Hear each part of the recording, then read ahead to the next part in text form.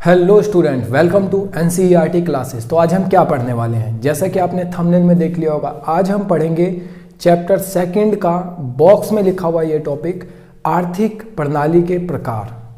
क्या मतलब है इसका, अभी समझ नहीं आया, क्या पता ही नहीं चला क्या हुआ। आर्थिक प्रणाली के प्रकार का सीधा सीधा मतलब अगर देखें तो अर्थव्यवस्था कितने टाइप के होते हैं, अर्थव्यवस्था कितने टाइप के होते हैं, बस यही पढ़ेंगे हम इसमें। तो अर्थव्यवस्था को समझने के लिए हमें 3 क्वेश्चन देखने पड़ेंगे। कितने क्वेश्चन? 3। क्या है? क्या, कैसे, किसके लिए। किसके लिए या फिर किसको लिख सकते हैं, यहां पे किसको भी लिख सकते हैं। क्या से क्या पता चलता है, क्या से क्या पता चलता है? अरे वाह। देश में किन वस्तुओं का उत्पादन करना चाहिए, किसी भी देश में क्या उत्पादन करें। ठीक है, क्या क्यों लिखा है? क्योंकि देश में क्या उत्पादन करें, ये क्या से पता चलता है। उत्पादन किस प्रकार हो, पूंजी प्रधान या श्रम प्रधान, पूंजी प्रधान या श्रम प्रधान। अब उत्पादन किस तरह से किया जाना चाहिए। उत्पादन करने के 2 मेथड, कि या तो तुम उसमें बहुत सारा पैसा लगा लो, पूंजी कैपिटल ज़्यादा डाल दो, पूंजी ज़्यादा डाल दो, मशीनें ले आओ, बढ़िया आधुनिक चीज़ें ले आओ, सब कुछ, और लोगों की तो ज़रूरत कम पड़ेगी क्योंकि मशीन तुमने ज़्यादा लगा लिया, बस मशीन को ऑन करने वाला आदमी चाहिए। तो यहाँ पे क्या हुआ, यहाँ पे मशीन रोजगार नहीं मिला लोगों को ज़्यादा, क्योंकि पूंजी ज़्यादा लग गई है, मशीनें आ गई बड़ी बड़ी। और एक तरीका है जहाँ पे मशीनें ना लगा के, ज़्यादा पूंजी ना लगा के, हम क्या करते हैं, रोजगार देते हैं लोगों को, वो होता है श्रम प्रधान।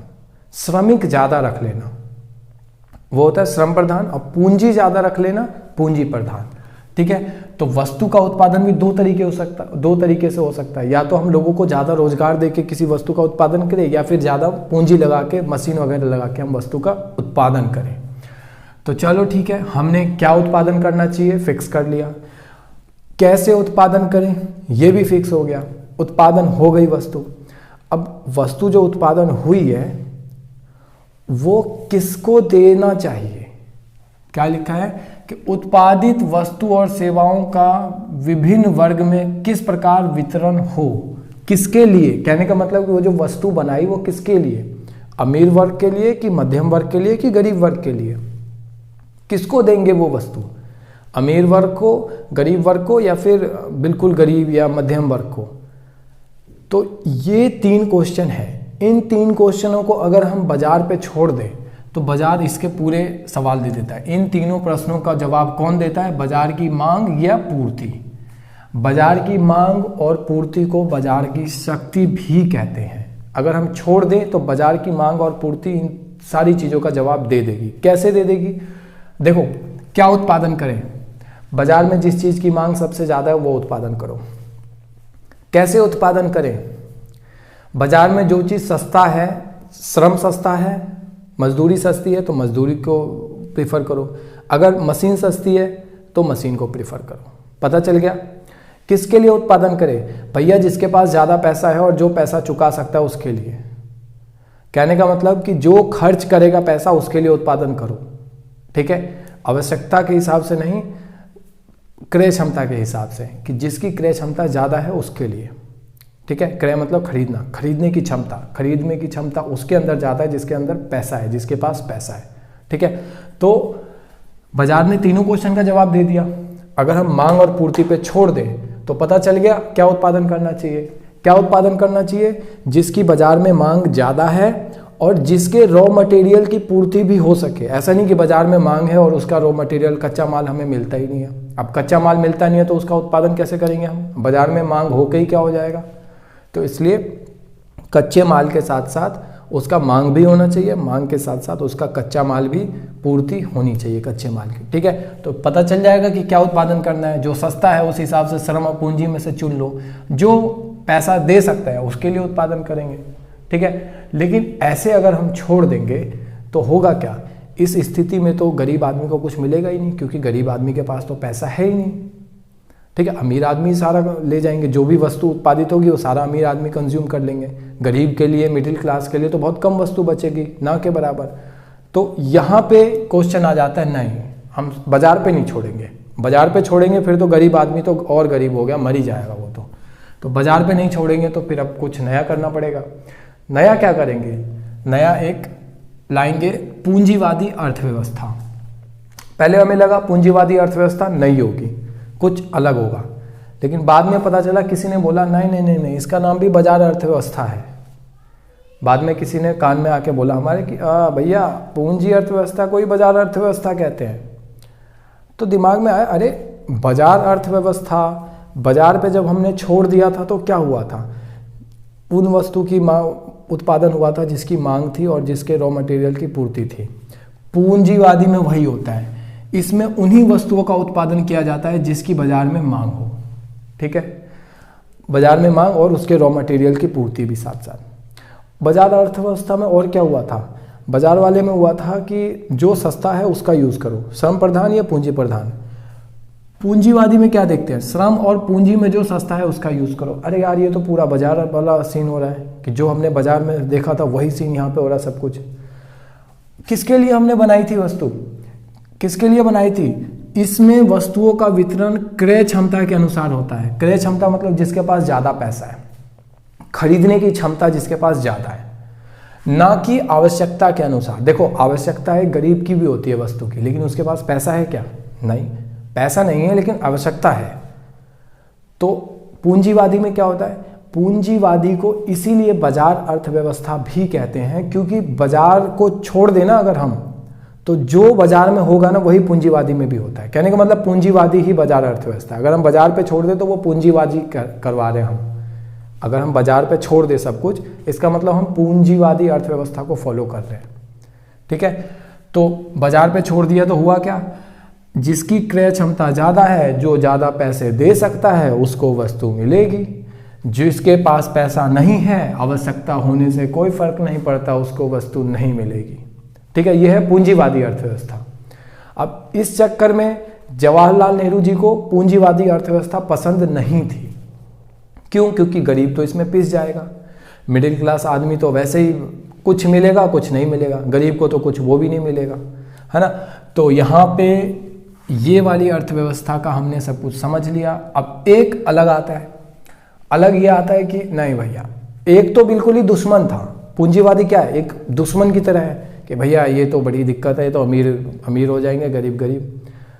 एक बिल्कुल दुश्मन, एक बिल्कुल रामराज। रामराज मतलब बिल्कुल सब अच्छा अच्छा होगा। कैसे? समाजवादी अर्थव्यवस्था। समाजवादी अर्थव्यवस्था में हम समाज के बारे में देखेंगे। पहली प्रायोरिटी होगी समाज, अमीर गरीब नहीं, समाज। इस अर्थव्यवस्था में इन तीनों प्रश्नों के उत्तर सरकार देती है जो देश के हित में हो। कौन से तीन क्वेश्चन? ये क्या, कैसे, किसके लिए। क्या उत्पादन करना है, सरकार बताएगी क्या उत्पादन करना है जो देश के हित में हो। ठीक है, अब बाजार पे छोड़ देंगे तो जिसकी मांग ज़्यादा होगी वो। लेकिन कई बार ऐसा होता है कि गरीब आदमी की ज़रूरत होती है लेकिन गरीब आदमी मांग तो नहीं कर सकता। तो इस स्थिति में मांग तो बाजार में उस वस्तु की है नहीं, क्योंकि अमीर आदमी के लिए वो ज़रूरत की चीज़ है ही नहीं और गरीब आदमी के लिए ज़रूरत की चीज़ है वो। अब गरीब आदमी मांग कर नहीं सकता तो क्या उस वस्तु का उत्पादन हो ही ना। तो यहाँ पे सरकार आती है, कहती है नहीं नहीं नहीं नहीं, ये समाजवादी है। समाजवादी अर्थव्यवस्था में हम निर्णय लेंगे क्या उत्पादन करना चाहिए। गरीब की मांग नहीं है तो क्या हुआ, हम मांग क्रिएट करेंगे, हम उनको थोड़ा सा सस्ता रेट पे दिलाएंगे उनको, लेकिन मांग होनी चाहिए जो देश के हित में है वो होना चाहिए। तो यहाँ पे सरकार कहती है क्या उत्पादन करना है, ये भी सरकार कहती है। इन दोनों में से किसको चयन करना है, ये भी सरकार कहती है। और किसके लिए बनाना है, ये भी सरकार कहती है। अरे भैया ना ना ना ना ना, बाजार में जिसके पास ज़्यादा पैसा है वो नहीं, जिसको आवश्यकता है उसको वस्तु मिलनी चाहिए। तो यहाँ पे क्या होता है कि क्या, कैसे और किसके लिए वस्तु का उत्पादन किया जाए, यह निर्णय कौन लेता है? सरकार लेती है। वस्तु का वितरण वस्तु की आवश्यकता के अनुसार होता है, ना कि क्रय क्षमता के अनुसार। बाजार अर्थव्यवस्था में क्या था भाई, जिसके पास पैसा ज़्यादा है वो ले जाओ, जो जितने ज़्यादा पैसे देगा वस्तु उसको मिलेगी। समाजवाद में क्या है, ना भैया पैसे तुम्हारे साइड में, अकड़ मत दिखाना पैसे की, जिसको ज़रूरत है ज़्यादा उसको मिलेगा, जिसको सबसे ज़्यादा ज़रूरत है उसको मिलेगा वो वस्तु, फिर चाहे उसके पास पैसा है या नहीं है। तो समाजवाद में वही है कि रामराज है सब कुछ अच्छा हो रहा है, गरीब को भी सब कुछ मिलेगा, है ना। तो यहाँ पे वही है कि आवश्यकता जिसकी है उसको वस्तु मिलेगा, ना कि जिसके पास क्रय क्षमता ज़्यादा है, ठीक है। जिसके पास आवश्यकता ज़्यादा है उसको वस्तु दी जाएगी। समाजवादी राष्ट्र में लोगों को निःशुल्क स्वास्थ्य सेवाएं प्रदान की जाती है। समाजवादी राष्ट्र का मतलब है कि कोई ऐसा देश जो समाजवादी अर्थव्यवस्था को फॉलो करता है पूर्ण रूप से। उसमें क्या होता है कि उसमें अगर जनता में किसी तरह की महामारी आ जाती है या फिर स्वास्थ्य सुविधा नहीं भी महामारी है, किसी जनता को, किसी आदमी को स्वास्थ्य से रिलेटेड कुछ ज़रूरत है देश में, तो उसकी स्वास्थ्य सेवाएं मुफ्त में, निःशुल्क मुफ्त में प्रदान की जाएगी। या तो मुफ्त में हो जाए, यानी तो जैसे होता है ना 10-20 रुपए की डिस्पेंसरी में पर्ची कटती है 5-10 रुपए की, ऐसे, तो या तो ऐसे हो जाए, ये भी कहीं ना कहीं तो मुफ्त है ना, तो या तो ऐसे हो जाए। तो इसको समाजवादी अर्थव्यवस्था में होना ही चाहिए मतलब कि निःशुल्क स्वास्थ्य सेवाएं होनी ही चाहिए समाजवादी में, क्योंकि यहाँ पे गरीबों की बात हो रही है, समाज की बात हो रही है, तो समाज में तो सब कुछ अच्छा चाहिए, तो इसलिए हर चीज़ समाज को देख के किया जाता है। यहाँ निजी संपत्ति का कोई स्थान नहीं भैया, क्योंकि प्रत्येक वस्तु राज्य या देश की है। राज्य और देश एक ही बात है। इको में कई बार ना राज्य लिखा होता है कहीं पे, तो राज्य देश को ही कहते हैं। वैसे राज्य एक अलग है, राज्य, राजधानी, वो चीज़ हम अलग पढ़ते हैं, लेकिन राज्य और देश इको में कई जगह एक जैसा ट्रीट होता है, ठीक है। तो क्या है कि निजी संपत्ति की कोई जगह नहीं है, कोई किसी का निजी नहीं है, जिसका है वो सब सरकार का है, कोई किसी का पर्सनल नहीं है, सब सरकार का है, ठीक है। तो इसमें क्या होता है समाजवादी में कि पर्सनल किसी का कुछ नहीं है भैया। तुम्हारे पास 5 करोड़ रुपए हैं, सरकार चाहे तो उस 5 करोड़ को अगले ही दिन तुमसे ले सकती है और तुम मना भी नहीं कर सकते, तो कुछ तो हानि है। ये तो बड़ी गंदी चीज़ है यार।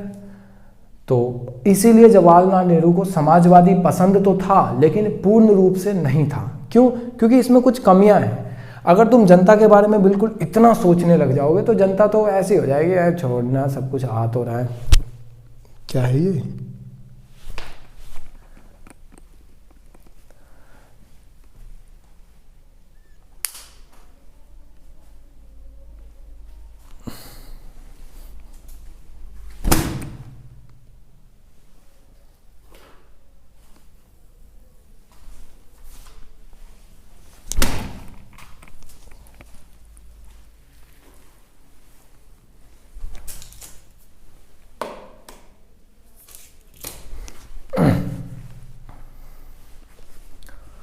इसीलिए जवाहरलाल नेहरू को समाजवाद ज़्यादा पसंद था बजाय कि पूंजीवाद। क्यों? क्योंकि समाजवाद में सब कुछ अच्छा अच्छा हो रहा है।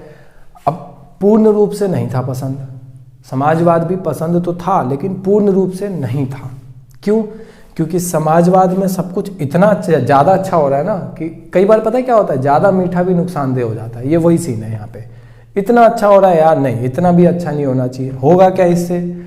इतना अच्छा अगर हो गए ना तो भारत की जनता या फिर किसी भी देश की जनता जो पूर्ण रूप से समाजवाद को मानती है वो कर्मठ हो जाएगी। कर्मठ मतलब ऐसे छोड़ना, पैसा तो आ ही रहा है, सरकार खाना थोड़ी बंद कर देगी, सरकार तो चाहती, समाजवाद है, सरकार तो खाना देगी देगी। कौन कमाए, छोड़ो, घर में बैठेंगे अपना भरपेट खाएंगे। तो पब्लिक बड़ी ऐसी हो जाएगी, छोड़ो यार, काम तो ऐसी है, मुँह माए। तो यहाँ पे कुछ कमियाँ हैं। अब इस कमियों के चक्कर में जवाहरलाल नेहरू कह रहे थे ना समाजवाद अच्छा तो है लेकिन पूरी तरह अच्छा नहीं है, कुछ कमियां हैं। तो इसलिए हमने क्या करा, ना इन कमियों को रखा अपने पास, ना समाजवाद को अपने हाथ से जाने दिया। हमने मिश्रित अर्थव्यवस्था को अपनाया। तीसरा, मिश्रित मतलब थोड़ा सा पूंजीवाद और ज़्यादा समाजवाद, ठीक है, लेकिन समाजवाद भी और पूंजीवाद भी। इसमें क्या है कि अधिकांश अर्थव्यवस्था मिश्रित अर्थव्यवस्था है। अधिकांश कहने का मतलब ज़्यादातर देश में मिश्रित अर्थव्यवस्था ही होती है। इसमें बाजार से संबंधित निर्णय कौन लेता है? सरकार और बाजार दोनों मिल के लेते हैं। बाजार से संबंधित निर्णय में किस निर्णय की बात कर रहा हूँ? क्या उत्पादन करना है, कैसे उत्पादन करना है, किसके लिए उत्पादन करना है, ये 3 निर्णय। ये 3 निर्णय कौन लेता है? बाजार और सरकार दोनों मिल के लेते हैं। बाजार बोलेगी भैया मांग इसकी है, हम ये उत्पादन करेंगे। सरकार बोलेगी ठीक है तुम उत्पादन करो लेकिन साथ साथ मैं जो कह रहा हूँ वे भी करो, तुम वो भी करो लेकिन ये भी करो क्योंकि गरीब आदमी के लिए ये ज़रूरत है। बाजार बोलेगा भैया ये वाला चीज़ सस्ता है, पूंजी प्रधान से हम वस्तु का उत्पादन करेंगे। सरकार बोलेगी ठीक है पूंजी प्रधान से करो, लेकिन कम से कम इतने लेबर को तुम्हें रखना पड़ेगा, बाकी अपना पूंजी लगा लो ऊपर से, कोई दिक्कत नहीं, लेकिन कम से कम 100 लेबर तो तुम्हें रखना पड़ेगा, पूरा नहीं कम से कम इतना तो रखो। फिर बाजार कहेगी भैया जो पैसा देगा ज़्यादा उसके लिए हम वस्तु बनाएंगे, किसके लिए में, तो सरकार कहेगी ठीक है जो ज़्यादा पैसा देगा तुम उसके लिए वस्तु बनाओ, लेकिन जितनी तुमने वस्तु बनाई है उसमें से इतना % वस्तु तुम गरीब को भी दोगे, इतना रिजर्व है गरीब के लिए, या फिर कहने का मतलब अपनी वस्तु की कीमत थोड़ी कम रखो, थोड़ी सी वस्तु तुम अमीरों को भी बेच दो। तो यहाँ पे दोनों मिलजुल के काम करते हैं और निर्णय सरकार और बाजार दोनों मिल के लेते हैं। ठीक है, बाजार कोई आदमी नहीं है, बाजार मतलब एक जो चलता है ना कि अब बाजार में इस चीज़ की आजकल मांग ज़्यादा है, स्टॉक मार्केट में जैसा होता है कि स्टॉक मार्केट कोई आदमी है क्या, या किसी एक फर्म को स्टॉक मार्केट कहते हैं क्या, नहीं, सब मिलके जो एक रुख बनता है, बाजार का एक रुख होता है। तो उस रुख की बात कर रहा हूँ कि बाजार में जिस चीज़ की मांग ज़्यादा है तो वो चीज़, उस चीज़ को उत्पादन करने में हर सप्लायर या फिर कोई उत्पादक चाहेगा कि श्रम प्रधान या पूंजी प्रधान में से जो सस्ता हो उसी का यूज़ किया जाए। तो ये एक नॉर्मल बेसिक व्यू था। मुझे लगता है आपको अच्छे से समझ आया होगा, अगर नहीं आया तो कमेंट सेक्शन में पूछिए, जब भी अगली क्लास ली जाएगी तो आपके डाउट को क्लियर किया जाएगा। मिलते हैं अगली क्लास में। अगर आप टेलीग्राम से जुड़े हुए हैं तो अच्छी बात है, नहीं जुड़े तो जुड़िए, क्योंकि वहाँ पे नोट्स आते हैं, ये जो भी मैंने लिखवाया है ये PDF फॉर्मेट में नोट मिलते हैं वहाँ पे। मिलते हैं अगली क्लास में, तब तक के लिए सुरक्षित रहें, स्वस्थ रहें, मस्त रहें।